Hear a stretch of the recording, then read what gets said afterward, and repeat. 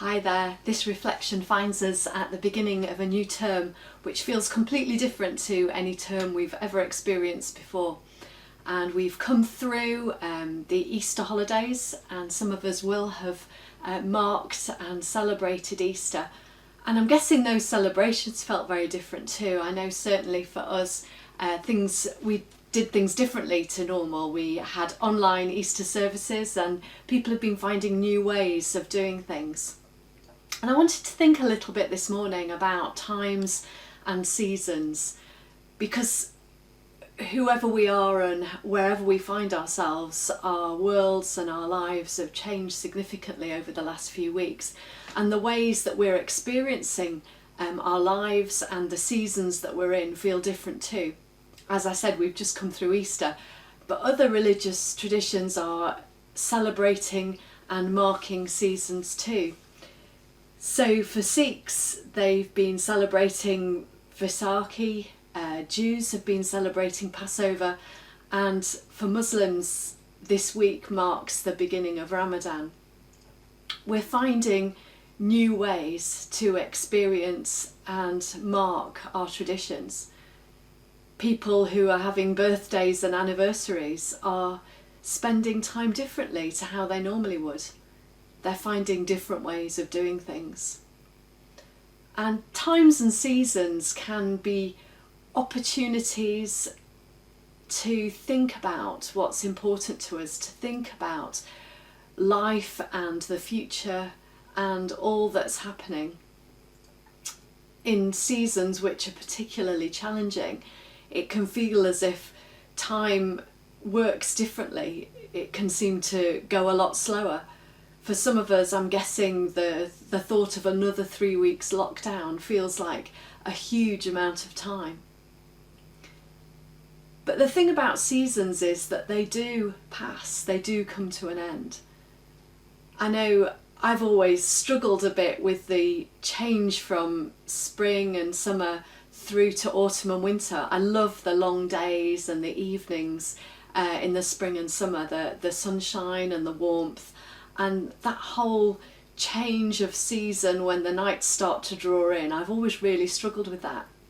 And a few years ago, my husband and I were out walking, and we were talking about the ways that we both struggled with that feeling that the seasons were changing.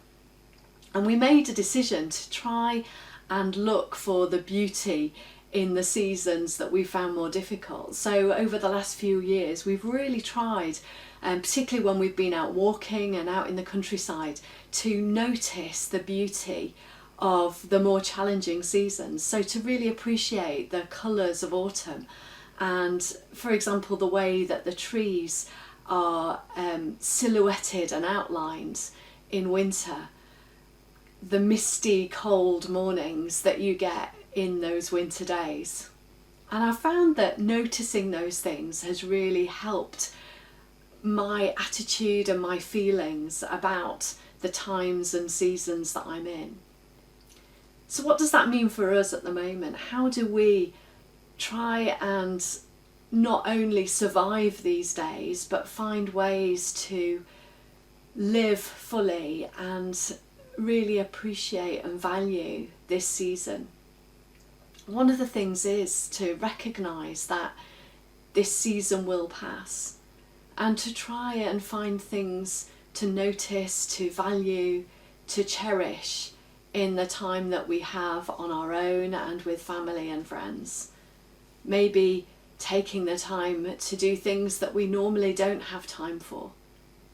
Sometimes it might be the things we feel least like doing, because we'd rather be out doing things that we're not able to do. But it could be that there are things to hold on to at the moment that can bring us hope and a sense of peace and purpose.